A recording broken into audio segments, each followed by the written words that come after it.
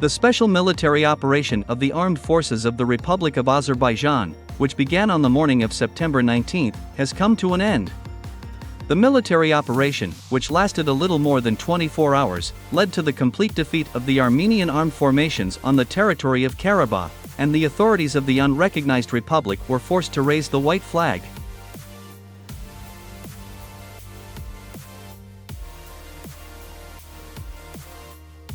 A few hours ago, in the Azerbaijani city of Yevlakh, representatives of the unrecognized Nagorno-Karabakh Republic met with the Azerbaijani authorities, with the mediation of Russian peacekeepers. This meeting ended with the acceptance by the Karabakh Armenians of their surrender. Since today, the unrecognized Nagorno-Karabakh Republic has ceased to exist. Thus, official Yerevan capitulated and gave Karabakh to Azerbaijan.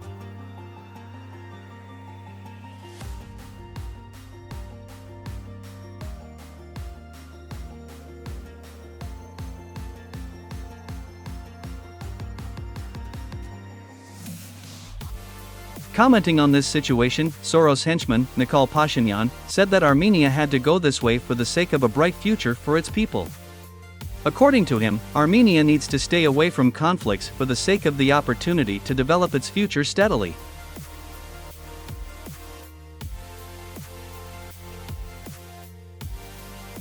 However, despite such statements, Mr. Pashinyan continues to spoil relations with Russia, accusing Moscow of inaction and lack of desire to help the Armenians. At the same time, Pashinyan himself did nothing to protect his own people in Karabakh. On the contrary, the Armenian Prime Minister personally made it clear to Azerbaijan that Yerevan would not hinder Baku in the event of a military intervention in Karabakh. Moreover, Pashinyan stated that he fully supports only those Karabakh Armenians who are in favor of a ceasefire and the beginning of the negotiation process with Azerbaijan. At the same time, Yerevan, with the support of the Western media, continues to escalate the situation, stating that it was Russia that gave Karabakh to Azerbaijan. This led to the fact that large crowds of Armenians began to gather in front of the diplomatic missions of Russia in many countries of the world, chanting that Russia is the enemy of Armenia.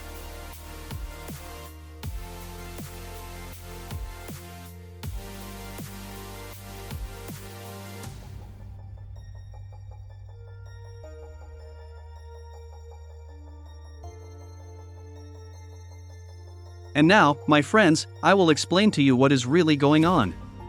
In 2018, after the so-called Velvet Revolution, a pro-Western government led by Mr. Pashinyan came to power in Armenia. With the coming to power of Pashinyan, Armenia began to rapidly move away from Russia. All Russian schools were closed in Armenia. Russian news channels have also been banned in this country. Moreover, Pashinyan's provocative actions worsened the situation in the region. Every time at official meetings with representatives of Azerbaijan, Pashinyan stated that Karabakh belongs to Armenia, and that the creation of a second Armenian state in the region is simply inevitable. Even then, it was clear that a war in the region could break out at any moment.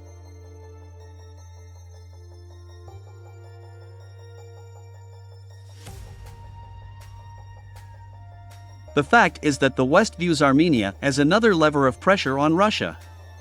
The war in Karabakh, next door to Russia, was supposed to weaken Moscow's geopolitical position in the region.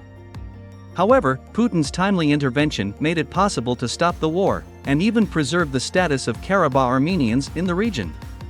Moreover, thanks to the Russian peacekeepers, more than 40,000 Armenians were evacuated.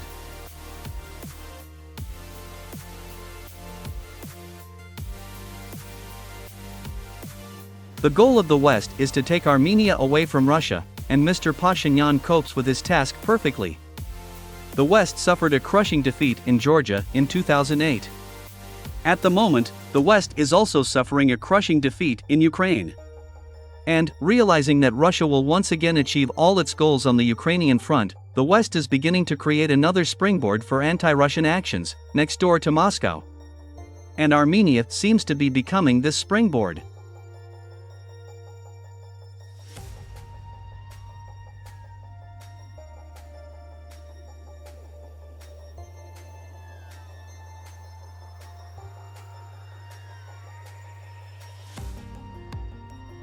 It is really regrettable that the pro-Western governments of many countries of the world do not want to understand the fact that the United States and NATO will not be able to save them in cases of aggravation of the situation and inciting war with Russia.